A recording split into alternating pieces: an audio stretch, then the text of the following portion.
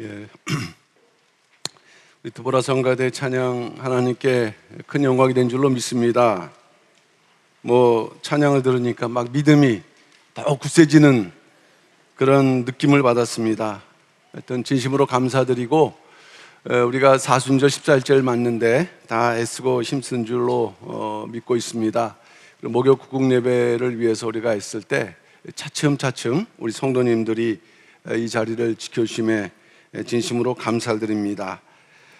오늘은 이제 그 구속사 시리즈 12권 상권의 그 주제별로 이렇게 나갈 때 세 번째 중요한 주제, 레위기와 제사장의 언약적 직무가 오늘 내용이 되겠습니다. 이전 거보다는 방대하기 때문에 내용을 압축해서 그 중요한 내용을 가지고 설명하는 그런 시간으로 가질 때, 먼저는 이 제목부터 좀 설명을 하지 않을 수가 없습니다. 제목이 레위기와 제사장의 언약적 직무인데, 우리는 여기서 두 가지, 물론 본문 내용에는 레위기에 대한 설명이 많지 않습니다만은 구속사 시리즈를 공부하시는 분들은 분명히 이 부분을 짚고 넘어가야 된다. 자, 레위기는 일반적으로 사람들이 잘 보지 않는, 관심이 없는 그 배경 속에는 이제 은혜 시대니까 이 제사법, 율법이 폐기되지 않았냐, 이 다 지난 거다라는 인식을 갖고 있어요. 그러나 그에 비해서 구속사 시리즈의 저자 되시는 원로 목사님께서는 구속사 시리즈를 어떤 식으로 진행하셨는가, 잘 아시는 대로 1권의 제목이 뭡니까? 창세기 족보예요. 창세기 족보. 구속사 시리즈를 창세기라는 책을 통해서 그 가운데 족보 그리고 언약을 통해서 이제 시작을 하신 거죠. 그러니까 우리가 그쯤 될 때 결론은 요한계시록쯤 되겠다 생각을 했는데, 실제로 구속사 시리즈의 상권과 이제 학원, 나오게 되는 학원의 내용들은 어디에 머물러 있느냐?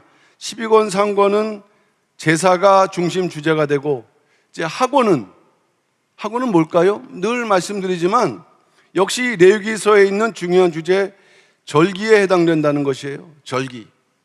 레위기서를 떠나지 않아요. 그러니까 이것은 뭐냐 하면, 원로 목사님은 성경을 보실 때 많은 사람들이 신학적으로 이해하는 것과 달리 성경의 모든 근원을 어디서 보셨습니까? 창세기와, 그리고 그 구속사 시리즈의 어떤 마무리를 이제 레위기에서 제사라는 주제, 절기라는 주제. 그래서 이제 이 레위기를 우리 어떻게 봐야 됩니까? 레위기를 어떻게 봐야 되느냐? 구속사적으로 본다. 예수 그리스도의 십자가와 연관된 그러한 내용을 통해서 신앙적인 교훈을 얻어야 된다. 그러나 거기 머물러 있지 않아요. 원로 목사님께서는 이 구속사적 의미를 어떻게 종말적으로 연결하면서 마지막 성도가 어떻게 신앙생활해야 될 이런 교훈을, 그러니까 다른 책보다는 어려워 보이지만은 다른 책보다 대단히 중요하고 의미가 있는 말씀이 되겠습니다. 그래서 첫 번째, 이 레위기에 대해서 우리가 반드시 이 의미를 정확하게 짚고 넘어가야 되겠다. 두 번째는 제사장의 언약적 직무입니다. 자, 우리가 구약 때 제사장을 공부하는 게 아니에요. 베드로전서 2장 5절, 그 왕 같은 제사장, 저나 여러분들이 제사장, 신령한 제사장의 위치에 있기 때문에 우리가 이 레위기의 규례에 나타난 목적, 거룩을 어떤 식으로 회복해 나갈 것인가, 그리고 제사장 그 직무를 감당할 것인가 라는 최종적인 그러한 의미를 담고 있는 거죠. 그래서 오늘 이 레위기, 그 다음에 제사장, 특별히 제사장의 언약적 직무, 이 부분을 하여튼 그런 맥락에서 오늘 살펴봤으면 한다는 말씀이 되겠습니다. 자, 레위기에 대해서 말씀했는데, 레위기는 그리고 그가 부르셨다. 우리가 히브리 성경의 제목과 우리가 지금 쓰고 있는 개역 성경의 제목과 다르잖아요. 레위기, 레위인들의 그 기록, 그에 비해서 히브리 성경의 뜻은 그리고 그가 부르셨다. 바이크라.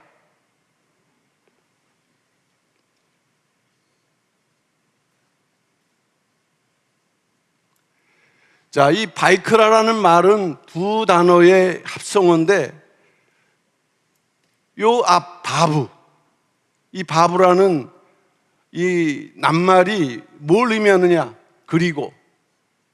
자, 우리 성도님은 어떻게 생각하실지 모르지만은 레위기서의 시작, 예를 들어서 창세기의 시작은 태초이잖아요. 그래서 히브리어 성경의 제목은 태초예요. 그 다음에 이제 레위기서는 이 바이크라가 그 제목이 되는데, 근데 뜻이 뭐냐? 그냥 그가 부르셨다가 아니라 그리고 그가 부르셨다.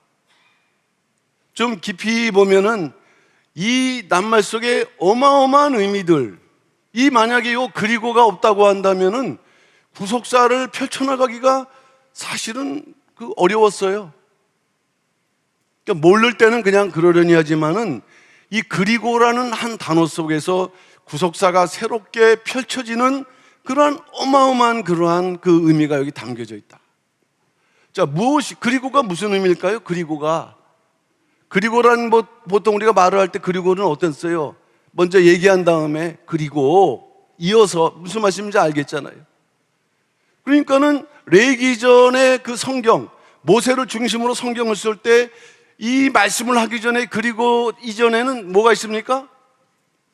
출애굽기가 있는데 출애굽기 가운데에서도 이어서 마지막 40장에서 핵심되는 시간과 장소를 보게 되면은 장소는 당연히 하나님의 성막 안인데, 성막 안에 있기 전까지 모세가 이제 장막을 완공한 것이 주전 1445년 1월 1일이다라는 그러한 기록을 남기고 있는 거예요. 그리고 그 이후에 그가 부르셨다. 그럼 어떤 일이 벌어지는지 한번 보실까요? 그러니까 부르셔서 레위기를 작성하셨어요. 기록하게 하셨어요. 레위기서의 기록은 적어도 성막이 지어진 주전 1445년 1월 1일 다음이구나 알 수 있겠죠. 근데 여기도 돼 있지만은 이제 성막 봉헌이 그 1월 1일 날 이루어진 다음에 1차 군인 개수가 2월 1일부터 시작되므로 업무가 바뀌는 거예요. 모세가 관장하는 업무가 바뀌는 거예요. 그러니까는 제사 규례에 대한 기록은 주전 1445년 몇월달 2월 1일 전에 한 달 동안 기록을 했다. 맞을까요? 틀릴까요? 왜 대답이 없으실까요? 아니, 당연히 맞죠. 성막 지어지기 전에 들어가서 쓸 수 있어요? 없어요? 없잖아요. 그거 부르셨어요. 그런데 그것이 끝나니까 이제 군인 개수해라. 2월 1일. 그러니까 레위기는 아주 집중적으로 거의 한 달 동안에 기록을 했다 이 말씀이에요. 자, 그러면은 레위기는 어떤 책입니까? 법령과도 같은 거예요. 신앙생활의 법령, 언약 백성들의 제사규례에 대한 법령. 그럼 우리나라도 법령을 갖다가 선포할 때 선포하면은 언제부터 효력이 발휘하느냐, 그런 문제가 있는 거예요. 아무 때나 하는 게 아니라 법령이 선포되면 언제부터 한다, 아니면은 선포되는 즉시. 그러니까는 결국 우리는 레위기서의 그 기록의 기점을 바로 이 2년 1월 1일부터 1월 30일 사이로 본다고 할 때, 자, 여기에서 중요한 부분은 뭐냐 하면은 이제 그 규례를 쭉 얘기를 하다 보면은 절기에 대한 부분도 나오지 않습니까? 절기. 안식년, 신년, 이런 게 있구나. 자, 근데 잘 생각해 보세요. 그러면 안식년을 언제부터, 신년을 언제부터 시작할 것인가? 그 기준점이 있어야 될까요? 없어야 될까요? 있어야 되죠. 그럼 그 기준점이 출애굽일까요? 아니죠. 법령의 선포. 신년과 안식년이 기록되어 있는 무슨 성경? 레위기서. 레위기서를 딱 기준할 때 그 연도는 BC 1445년이 되는 거예요. 그 해를 기준으로 해서 안식년이 계산되기 시작합니다. 또 안식년이 7번이면 무슨 해예요? 희년이 계산되기 시작하는 거예요. 그러니까 이 그리고라는 한 단어가 단지 레위기서를 시작하는 데 있는 게 아니라 레위기서뿐만 아니라 레위기서의 효력이 미치는 신구약 성경의 모든 역사를 시작하게 하는 이 한 단어 그리고, 이것부터 알고서 우리가 이 제사에 대한 의미를 공부를 하셔야 된다. 그 다음에 시내산 광야는 2년 2월 20일 바빴어요. 그러니까 하나님께서 모세를 부르셔서 일을 시키실 때 이 시간이 많았을까요? 많지 않았을까요? 많지 않죠. 오늘날처럼 컴퓨터가 있으면 불러주신 대로 딱 칠 텐데 안 되잖아요. 이 레위기서가 이렇게 큰 보물이구나. 그런 면에서 원로 목사님께서는 이제 구속사 시리즈의 결론적인 부분을 여기서 말씀하고 있다.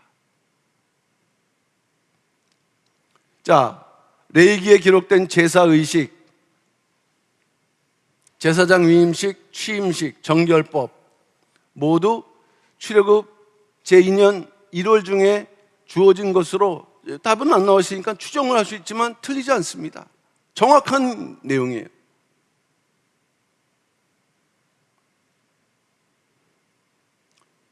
뭐 하나 더 좀 말씀드리면은 주전 1446년 7월 10일에 8차 등반하고서 내려와서 뭘 시작했을까요? 성막을 이제 제작하기 시작한 거예요. 그리고 그 다음에 1월 1일이니까 5개월, 6개월도 안 돼요. 긴급하게 진행되는 가운데에서 이처럼 우리가 공부하고 있는 이 구속사 시리즈 12권은요, 단순하게 레위기서 이제 하다 보니까 그 다음 순서 레위기서를 공부하고 거기에 제사를 공부하고 그런 개념이 아니라는 거예요. 넓게 보셔야 돼요. 넓게 만원경식으로, 또 그러다가도 이제 현미경식으로 또 볼 줄 알아야 되겠죠. 그러니까 어쨌든 간에 분명히 원로 목사님께서는 12권 하를 통해서 우리가 알아야 될 모든 내용들을 분명히 저술을 하실 것이다, 이 기대를 갖습니다. 그런 면에서 이제 12권 하는 마지막 퍼즐과도 같은 부분일 때 여러분들이 이 구속사적인 그런 시각을 가지고 이 책을 하나씩 하나씩 배워나가시면 뭐가 이제 열리시는 거죠. 어쨌든 이 레위기서의 책, 히브리어 책 이름이 뭐라고요? 자, 큰 소리로 바이크라. 자, 바이크라. 근데 맨 앞에 시작이 한글말로 뭡니까? 그리고. 그러니까 출애굽기와 레위기는 이 열쇠 고리처럼 이렇게 붙어 있습니까? 떨어져 있습니까? 붙어 있어요. 이게 붙어 있다 보니까 여기서 이 제사규례의 모든 절개에 대한 모든 내용들이 풀어질 수 있는 키가 이 단어 한마디에서 시작된다. 그걸 찾아내신 거죠. 말씀하신 거고.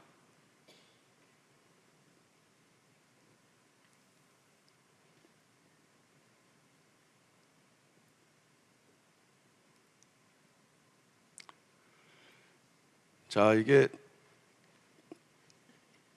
더 설명을 하라는 건지 움직이질 않는데, 자, 요거 좀 봐주시기 바랍니다.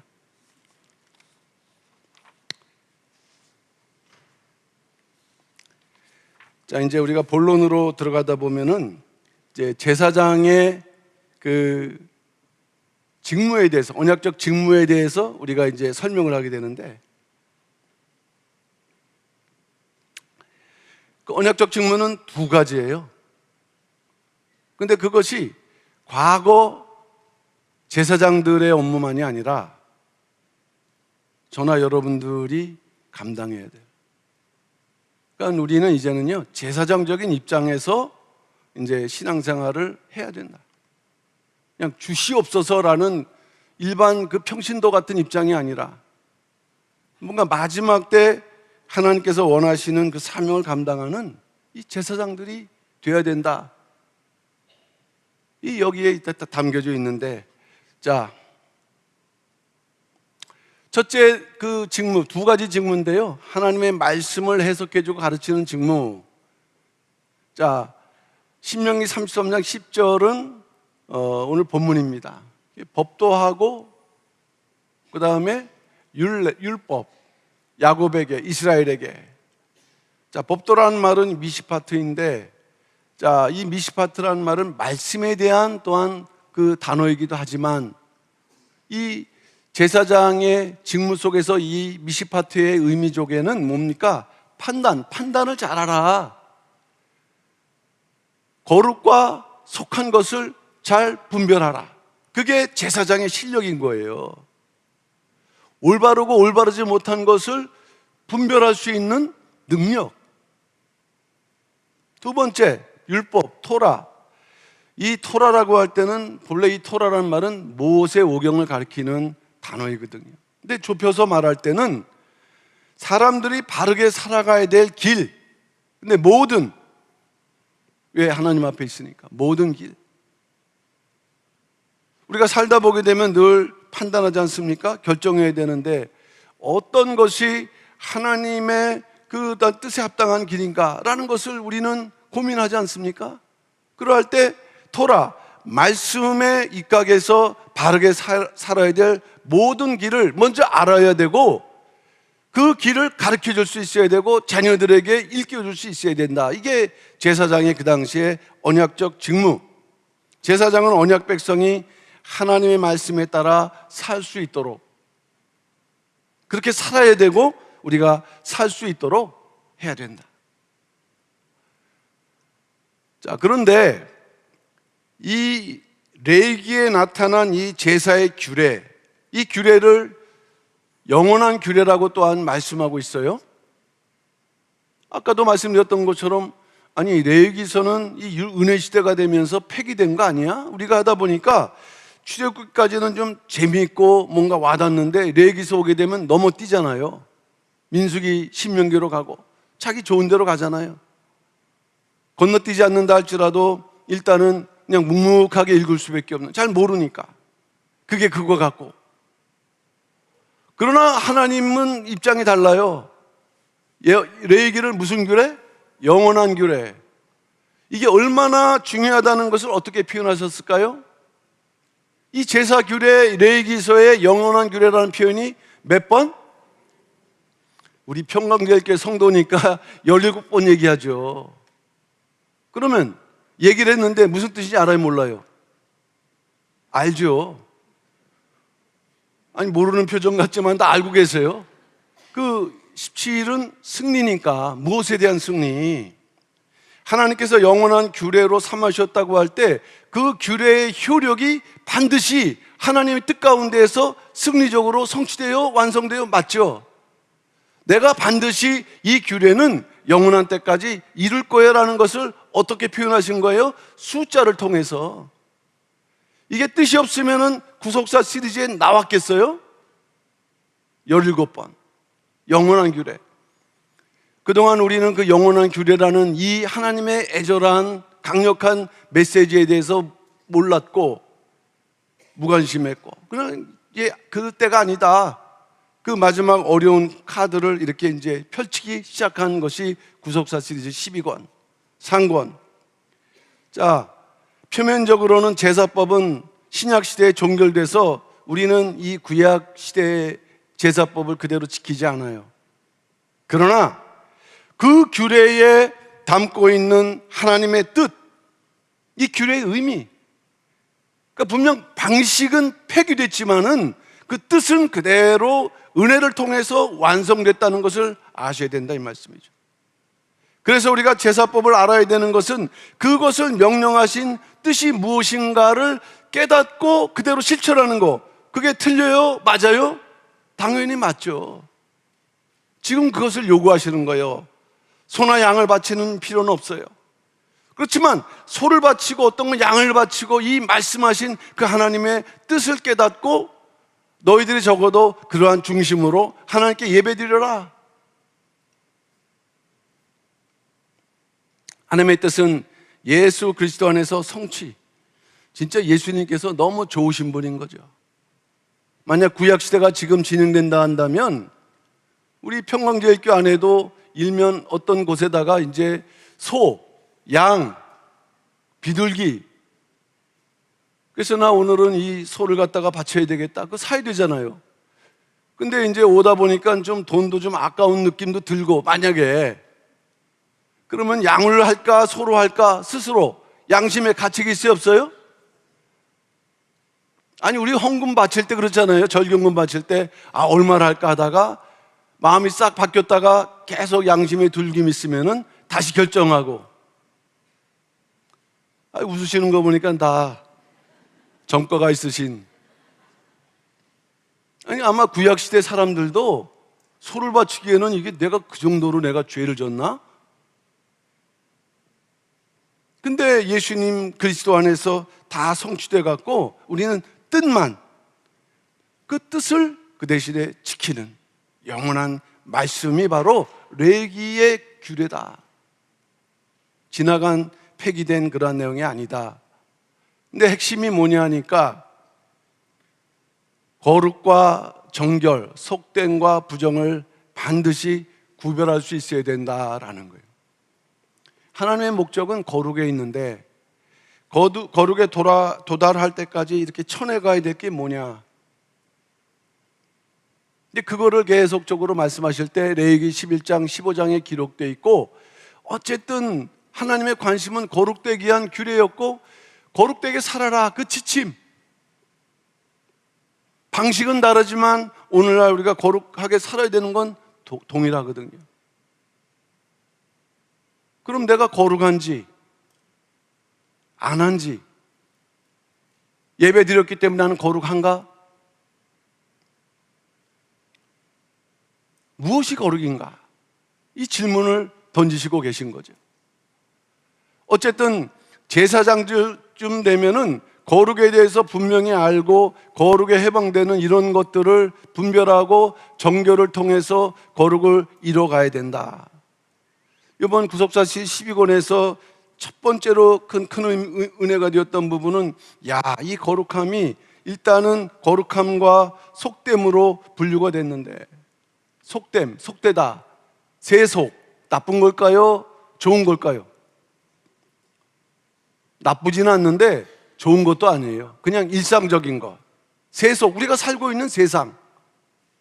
그런데 하나님의 거룩으로 볼 때는 어느 순간부터는 하나님의 뜻과 반대가 되는, 우리가 예배 드리고 이제 집에 가면 어떻게 보면 이제 세속으로 향하는 그런 발걸음이기도 하죠.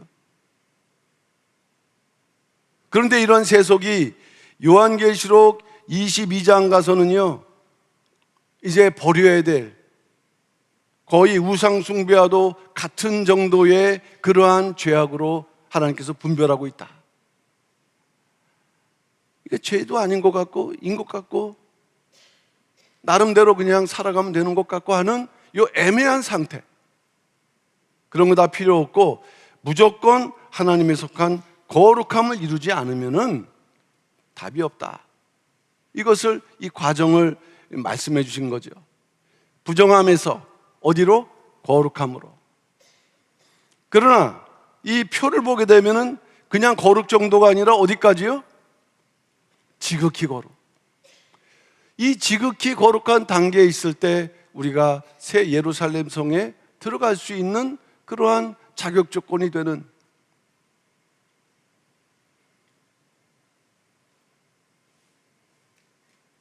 자, 이것을 다 얘기할 수는 없고요. 장소만 볼 때, 성전을 통해서 장소만 볼 때 분류하고 계시다. 부정한 상태는 진, 바깥이라 그랬어요. 세상은요, 주 안과 주 바깥 딱 나눠줄 수 있는 거예요. 세상의 그 공간적인, 영적이자 공간적인 분류는. 그러니까 우리는 다 이미 주 안에 계신 줄 믿습니다. 근데 그러면 끝난 줄 알았더니 그게 아닌 거예요. 들어와 봤더니 성전에도 이렇게 바깥들이 있고 안들이 있고, 그 다음에 또 어디? 성소가 있고 지성소가 있고. 자, 그러면 우리 어디까지 가면 될까요? 아, 여기가 좋사오니. 그저 문 앞에서 내가, 그런 분이 가끔 있더라고요. 아, 마당만 밟고 그랬더니 진짜 마당 밟고 돌아가는. 내가 그 고등부 그 학생은 누군지 모르지만 하여튼 실체는 분명합니다. 엄마가 용돈 주면서 야, 마당만 밟고 와. 마당 밟고. 근데 최근에 어느 사람이 그 얘기를 하더라고요. 자기가 고등부 때 그랬다고? 아, 이 사람인가? 근데 거룩함도요, 우리는 성소도 아니에요. 어디까지? 보좌 앞까지 나가야 되는. 그러니까 이 지극히 거룩한 상태를 이루어야 되기 때문에 신앙생활이 이게 쉬운 게 아니에요. 더군다나 이러한 단계에 있는 분들은 더 버려야 될 게 있고, 더 때때로는 부딪혀야 될 게 있고, 반드시 이 과정을 거쳐야 되기 때문에 결국 레위기의 이 그 제사 및 여러 정결 규례는 결국 뭐냐? 하나님께서 저나 여러분들께 원하는 것이 결국 뭐냐? 하나님과 뭐 하자? 동행하자. 근데 동행하려면 무엇이 필요하다고요? 거룩. 이게 무엇이 거룩인가? 내가 금식하면 거룩하게 되는 건가? 여러 가지 자기의 그 습성으로 생각하면 안 되고, 하여튼 레위기서를 통해서는 우리가 그 거룩의 그 상태, 그것을 정확하게 알고 그 믿음대로 생활하면 분명히 우리는 거룩함, 그러한 그 거룩함을 정말 이뤄나가는 그러한 승리하는 삶이 될 줄로 믿습니다. 그래서 저나 여러분들을 위해서 이 거룩하게 하는 그 모형, 그러한 설계도 이런 의미가 레위기서에 있을 때, 자, 이 정결 가운데에서 방법이 있다. 반드시 거룩하게 되기 위해서는 세 가지 방법을 거치지 않으면 안 되는데, 첫째는 무엇입니까? 물. 그 다음에 두 번째는 불. 세 번째는 피. 그러니까 어떤 사람은 나 물로 씻었어. 거룩해요, 정결해요? 정결하죠. 그러나 거룩은 아니라는 거예요. 우리는 그동안 거룩과 정결을 같은 의미로 사용했잖아요. 근데 레위기에서는 거룩과 정결이 같아요, 달라요? 레벨이 다르다. 그러니까 일단 물로 씻었어. 밥 먹으려고 하는데 설거지를 했어요. 그래서 빈 그릇을 남편 앞에다 딱 갖다 놓은 거예요. 먹을 게 있어요, 없어요? 그거랑 똑같은 거예요. 죄와 더러움은 씻어냈다고 해서 거룩해 되는 그것이 이루어진 게 아니라는 거죠. 첫 번째 단계일 뿐이지. 두 번째가 뭡니까? 불로. 보니까 하나님께서 뭐 하셨다? 연락하셨다. 뭐 하셨다? 받으셨다. 너의 죄와 더러움을 씻었음을 내가 뭐 했다? 받았다. 연락. 세 번째, 거기에 끝나는 게 아니라 또 뭐가 있어요? 피로. 자, 여기서는 또 다른 개념이 나타나는데, 제사에는 뭡니까? 생명의 문제. 우리의 생명이 누구와 연결돼요? 하나님과 연결되는. 그러니까 빈 그릇이 깨끗하게 되었지만은 그 그릇에 무엇이 채워져야 된다? 하나님의 생명이 채워질 때 비로소 진정한 거룩이 회복된다.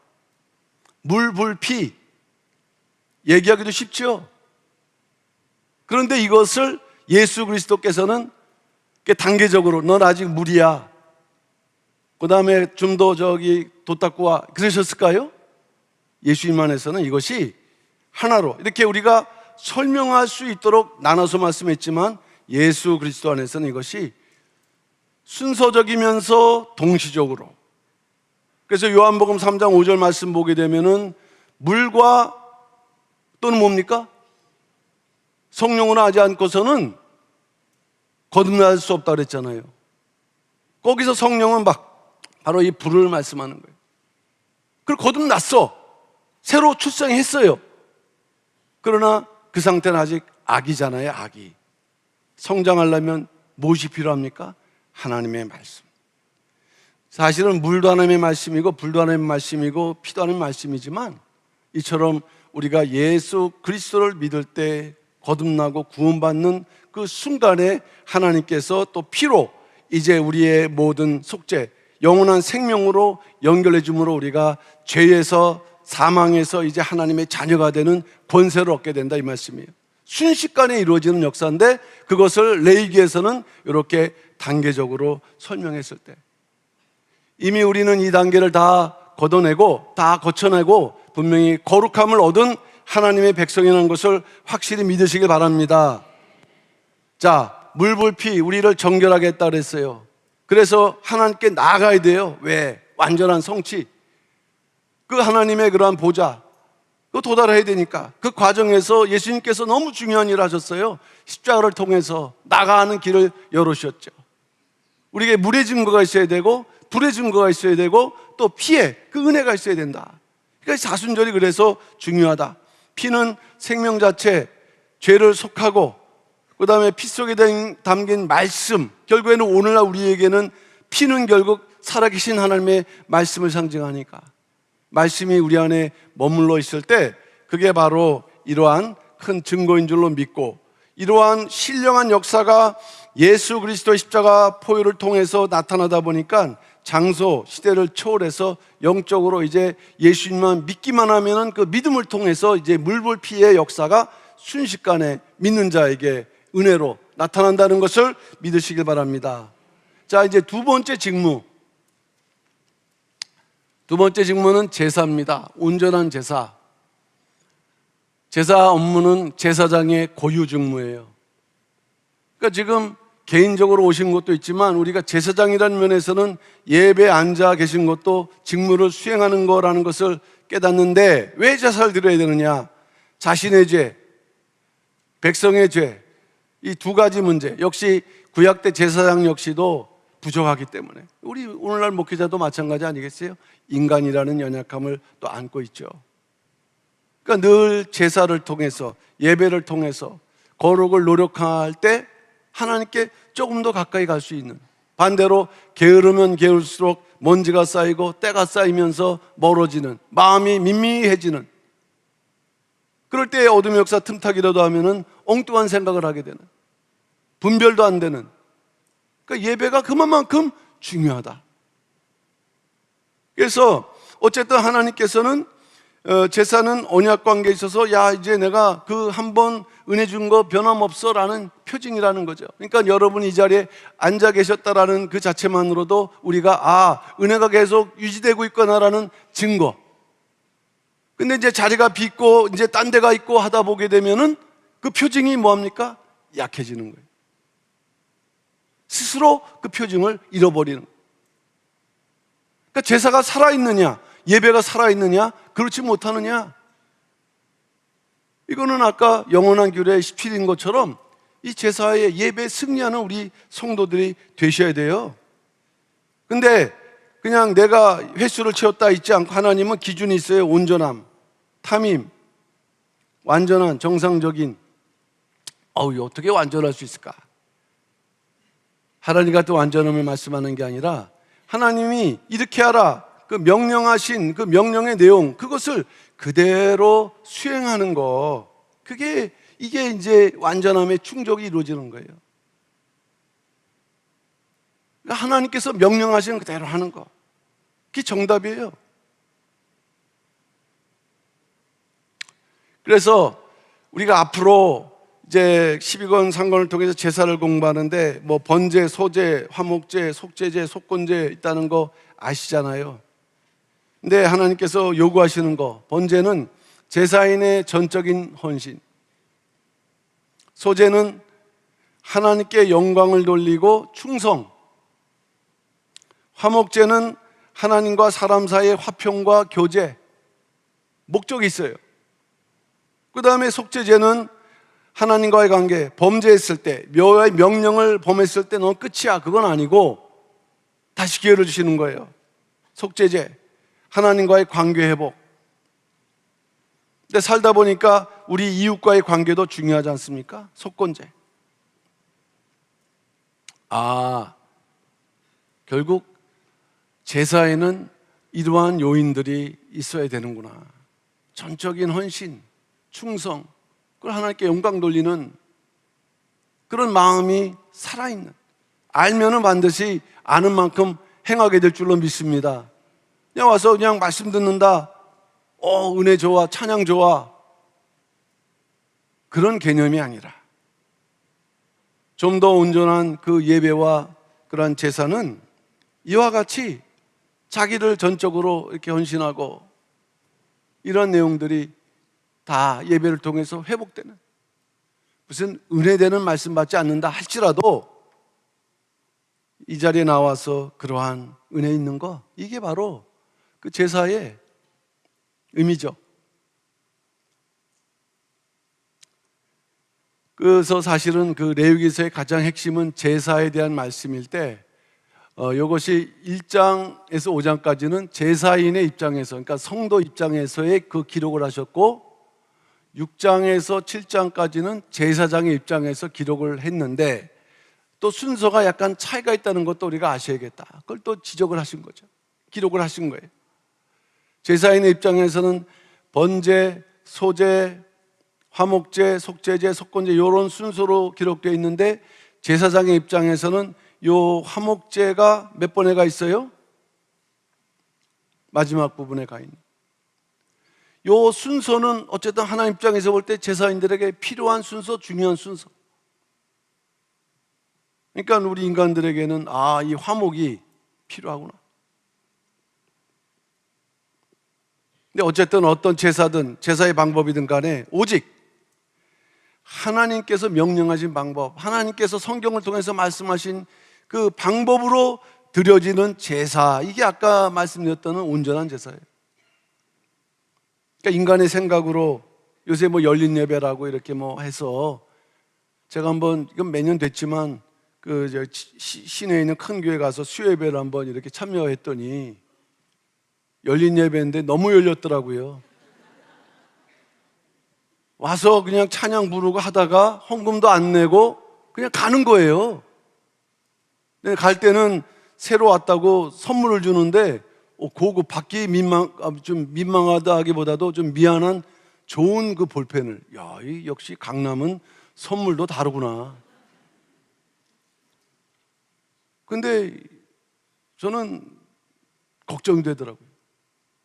그냥 와서 막 이렇게 춤추고 막 이러는데, 그러고 가는 거예요. 수요예배. 하나님의 마음이 움직여질 줄 알아야 되고, 죄사함을 받는 확신, 그럴 때 우리가 감사할 때 그게 향기가 될 줄로 믿습니다. 이러한 것을 계속 이미 레위기를 통해서 말씀드렸을 때, 제사를 드리는 방법, 나가기 위해서는 뭐가 있어야 된다? 예물. 예물은 코르반이라고 하는데, 이게 오늘날 말하면 이제 우리 자체가 예물이 되고, 그 다음에 우리가 드리는 헌금이 예물된다. 그러니까 정성이 있어야 된다. 하나님이 뭐 더 가져와라 그거보다도 거기에 네 정성이 담겨져 있는가. 화해. 세상에선 뇌물이죠. 일단 받으면 큰일 나. 이 발목 잡히면 방법이 없어요. 근데 하나님도 죄인이 화해하겠다고 예물 드리면 받으실까요? 안 받으실까요? 이걸 받을까 말까지 않으시고, 내가 모든 거 너 진짜 죄 많은데 내 모든 거 다 눈 감아주겠다. 예물에 정성을 말씀하는 거예요. 아까워하면 안 돼. 신앙생활에 아까워하면 안 돼. 자신을 드리는 것처럼 정성 다 받게 돼 있어요. 이게 확신이 없으니까 아깝다. 그럼 나도 아까워. 하나님께서 안 주시는 거예요.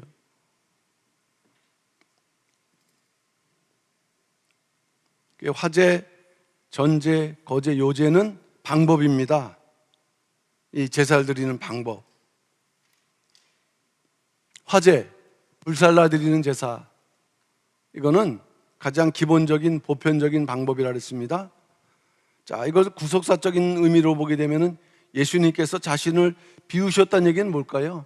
낮아지시고 십자가에 달리시고 모든 것을 불살르는. 우리 신앙생활은 그렇게 못하잖아요, 사실은.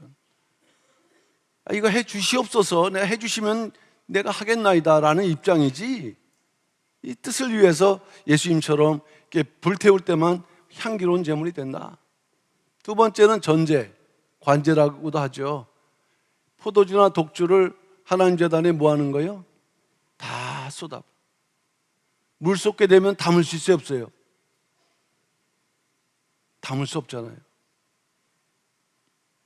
자기의 모든 것을 다 쏟아붓는다는 자세. 그래서 저는 이제 포도주는 좀 이해되는데 독주는 왜 이게 하나님께 제물이 될까? 우리 안에 있는 세상적인 모든 욕구들을 뭐 하라는 얘기예요? 다 쏟아부어라. 그 예수님은요, 이 전제도 성취하셨어요. 어떻게? 피를 흘리셨죠. 겟세마네 동산에서 또 눈물을 흘리셨고, 또 십자가에서 물과 피를 쏟으셨고, 십자가 자체가 전제예요. 그 다음에 거제. 거제는 이 그림에 나와 있는 것처럼 이 제물을 이렇게 위아래로, 희생제물 오른쪽 뒷다리를 높이 들어서 아래로 내려놓는 방식. 올라갔다는 것은 누구를 향하는 거예요? 하나님을 향하는 거. 내려왔다는 건 뭐예요? 그 하나님의 그 제물이 내게 선물로 주셨다라는 거. 제사장이 목이 됐고 여호와께 일단 드리는 거죠. 제사장에게 돌아감. 근데 구속사적인 의미는, 자, 올린다고 할 때 예수님의 그런 생애 가운데 구속사적 의미는 적어도 십자가에 높이 들렸잖아요. 십자가 딱 쓰면은 거기 일단 들렸으니까는 일단 올라가는 거. 그리고 십자가 이후에 부활하시고 승천하셨어요. 하늘로 올라가셨어요. 그 다음에 구속사적으로 이 초림에서 이제 재림 때는 하늘에서 뭐 하십니까? 내려오시고. 그러니까 이 거제라는 제사의 반복 가운데는 예수 그리스도의 구속 역사가 그대로 담겨져 있다. 마지막 요제. 이거는 성소를 향해 제단 앞으로 뭐예요? 내밀었다가 받는. 옛날에 몰랐을 때는 제물을 이렇게 흔드는 줄 알았어요. 이거 흔드는 거는 아무것도 아니잖아요. 나 당신한테 드릴 수 없어 이거잖아요. 근데 드렸다가 뭐합니까? 받는. 이거 이제 결국에는 하나님께서 일단 너희 줄 텐데 먼저 내 거다라는 것을 인정하고 받아가라. 이 제사, 많은 제물이 있지만 제사장, 레위인, 나실인도 요제로 드려지는데, 어쨌든 이 요제의 특별한 의미는 선물에 있습니다. 이제 다시 너에게 준다. 근데 모든 인류에게 최고의 선물은 누구십니까? 예수 그리스도. 그냥 가만히 보면은 그 모든 성경이 참, 이 예수 그리스도 다 이게 연결되어 있구나. 그거를 이제 구현해 나는, 그걸 발견해 나는, 그것을 설명해 나는, 이것이 바로 구속사 시리즈입니다. 그래서 이 제사를 통해 진행되는 언약은 지속되는 것은 이제 언약인데, 제사는 하나님께 나가는 방법이죠. 그리고 우리가 그 제사를 드릴 때 언약 관계가 확실히 닿는 그러한 그 갱신, 그 이제 하나의 그 갱신됐다는 표징, 예배를 드릴 때 시편 50편 5절 이르시되 나의 성도를 내 앞에 모으라. 곧 제사로 나와 언약한 자니라. 언약한 자니라. 제사로, 우리가 바로 예배로 언약한 자니라 말씀하고 있을 때, 그럼 언약을 지켜야 된다. 우리 두보라 선거대도 열심히 성가대 하는 것이 시간 남아서가 아닙니다. 이 언약을 더 나아가 이제 구속사의 뜻을 이루는 그런 자세로, 그러할 때 하나님 영광 받으실 줄로 믿습니다. 구약시대는 짐승의 피의 제사가 언약의 표징이었으나 오늘날은 예수 그리스도의 피로 새 언약에 참여했다. 자, 마지막 세 번째입니다. 응식. 이거 우리가 쓰는 말일까요? 쓰지 않은 말일까요? 잘 안 쓰는 말이잖아요. 근데 여기서 보게 되면은 이 응할 응이거든요. 응당 줘야 될, 무슨 말인지 아시겠죠? 응당 대가를 취해야 될. 오늘날 우리가 일하면은 회사에서는 그 봉급 받잖아요. 우리 교회에서는 이제 봉급이라 안 하고 뭐라 그러냐면 생활비라고 그러거든요. 그 응식. 여기에 또 하나님의 그 구속사적인 의미가 있는데, 제사장들의 생활을 해주신 목이다. 하나님의 일을 하게 되면 반드시 내가 책임져 준다. 그것은 정당히 받아야 될 몫이다. 히브리 말로, 우리나라 말에는 응식으로 번역되어 있지만 히브리 말로 미시파트로 번역되어 있기도 하고 메나트로 번역되어 있는데, 이 할당, 목, 정당한 목, 이런 의미가 있어서 하나님의 일을 하는 사람들, 특별히 제사장적인 입장에서 일할 때는 반드시 뭐한다? 책임져 준다라는 메시지. 모세도 이제 위임식 할 때, 아직 제사장이 없으니까 그 위임식을 진행했는데 하나님께서 모세에게 응식을 주셨어요. 이것은 앞으로 제사장들에게 제사장 응식 주실 것을 미리 보여주신. 자, 왜 응식을 주시느냐? 첫째, 무슨 수단? 생계의 수단. 두 번째, 뭐에 대한 대가? 일에 대한 대가. 세 번째, 내가 책임지니 너희는 고민하지 말고 하여튼 열심히 영원히 뭐하라? 하나님만 섬기라. 이게 바로 이 응식에 담겨져 있는 구속사적 의미니까, 이거 보게 되면 우리가 고민 안 해도 되겠구나, 이런 생각이 드십니까? 안 드십니까? 그래도 고민은 되세요? 자, 응식의 종류. 하여튼 여러 가지를 하나님께서 보니까 그 제사장들을 위해서 지성물 중 불사르지 않는 거. 불사르면 줄 수 있어요, 없어요?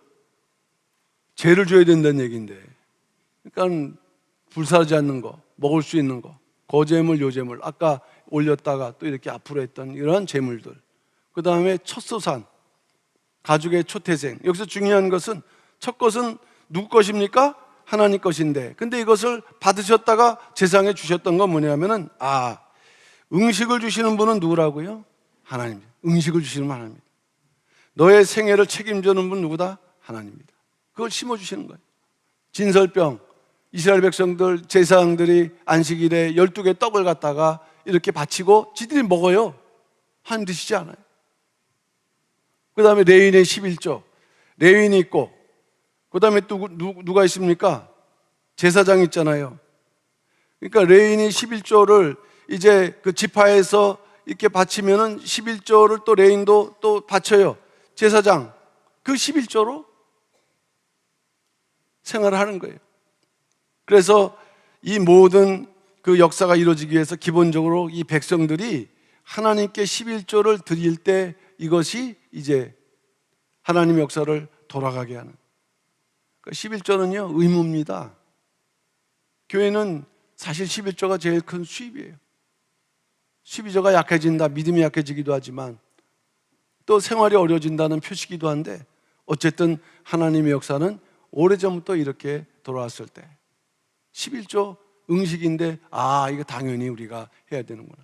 오늘날 11조 하지 않는 교회도 있더라고요. 그러면 11조 가르치지 않으면은 그 요새 현대화된 그러한 그 사람들은 교회 나가기가 편해요, 불편해요? 편하죠. 그 11조 또 주일도 뭐 날짜 바꿔갖고 금요일날 저녁 때 하고. 그러니까 너무 이렇게 잘 맞춰주는 거예요. 편한데 생명이 없어요. 약속이 없고. 그냥 자기 만족일 뿐이에요. 그래서 아까 누구를 누구를 기쁘시게 해야 되는 향기, 하나님을 기쁘시게 해야 되는 향기.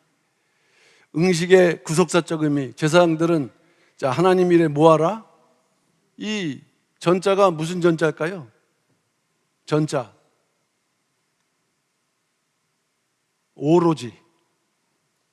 무슨 말인지 아시겠죠? 하나님은 이렇게 우리에게 원하시는 게 오로지 하나님의 일에 전무하라. 그럼 나는 책임져 주겠다. 그러다 보니까 이 제사장 그 응식을 영원히 변하지 않는 언약으로, 소금 언약으로 치셨어요. 소금 언약. 이거는 이 땅의 구속 역사가 될 때까지 하나님의 사람은 누가 책임진다? 내가 책임지겠다. 그래서 제사장뿐만 아니라 또 누구까지 책임져 주신다? 자녀. 이게 하여튼 성경의 약속이니까 믿고 믿지 않는 것은 우리의 몫이에요. 그러니까 이런 믿음을 갖고 생활하는 거하고 늘 자기가 판단하고 염려하고 가는 거하고 본질이 다르죠. 이런 거 믿지 않고 교회에서 자기 목 자기가 챙기면은 돼요, 안 돼요? 자기 목도 아니죠. 그런 게 이제 하나님의 뜻을 도전하는 일이 되는 거예요. 자, 이제 이게 결론이 되겠습니다. 먼저 우리는 무엇을 구해야 됩니까? 하나님 나라, 의를. 그렇게 되면은, 자, 저는 이것이 와닿더라고요. 얼마? 적절한 것이 아니라 무슨 이상? 필요 이상. 내가 좀 많이 필요해야겠다 하면은 그 이상으로 차고 넘치는 거 아니겠어요? 일할 수 있도록. 그래도 우리 하나님 믿는 사람들이 좀 육적으로도 부유해야 될 텐데 여기에 목표를 두면은 주시지 않는 반면에 이렇게 하나님 나라 의를 구할 때 이 필요 이상으로 주시는구나, 이런 확신을 가지시고, 우리가 구약시대 아닙니다. 신약시대지만 신령한 제사장으로 인정받았다라는 거, 그 믿음을 가지시고 이렇게 제사장의 언약적 직무, 바로 우리에게 명령하신 직무라는 것을 깨달으셔서 정말 예배를 중심으로 최선을 다하시는 우리 모든 평강의 성도들 다 되시기를 주님의 이름으로 축원합니다. 기도하겠습니다.